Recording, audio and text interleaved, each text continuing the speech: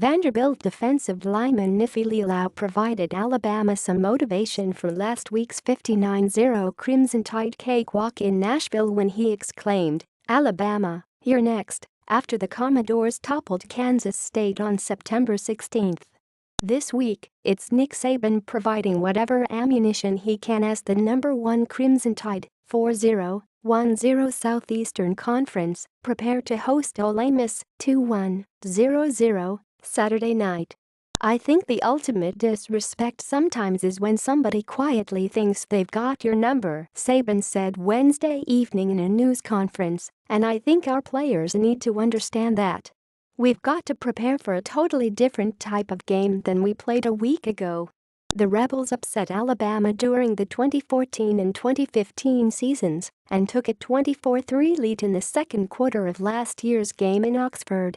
There would be no three-peat, however, as Alabama used a 45-6 run to take control at 48-30 before holding on for a 48-43 triumph. A year ago, Ole Miss was coming off a Sugar Bowl season and was ranked number 19 when Alabama came to town, but the Rebels wound up losing 5 of their last 7 games to wind up 5-7. Hugh Freeze guided the Rebels to the back-to-back victories over the Tide, but an ongoing NCAA investigation and phone records detailing personal calls to escort services resulted in his dismissal this past July. Matt Luke was named interim coach, and he laughed Wednesday afternoon when asked if any of his players plan to verbally challenge the Tide. "No," he said. "I think our guys have a great amount of respect for Alabama, what they have been able to do and their consistency. I also think they are excited for the challenge and just having the opportunity to go compete on that stage and kind of lay it on the line and see what happens."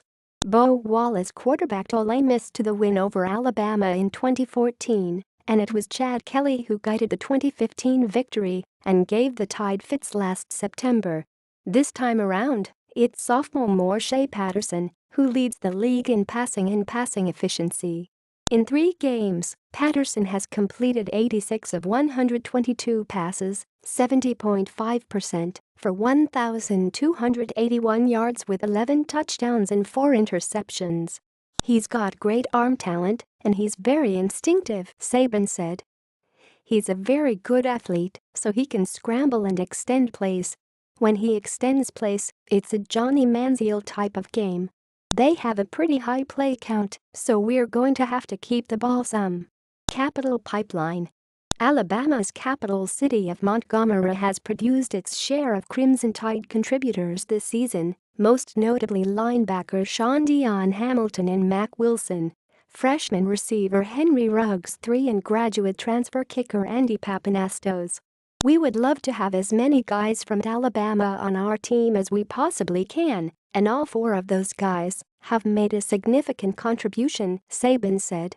"I don't know that it's unusual, because we've had lots of good Alabama players from various cities, Mobile, Birmingham, up north. It means a lot more to those guys sometimes because they may have grown up with a special passion for Alabama football. Having those kind of guys on your team is a real positive." Tide tidbits. Redshirt junior outside linebacker Jamie Mosley has missed some practices this week due to an illness.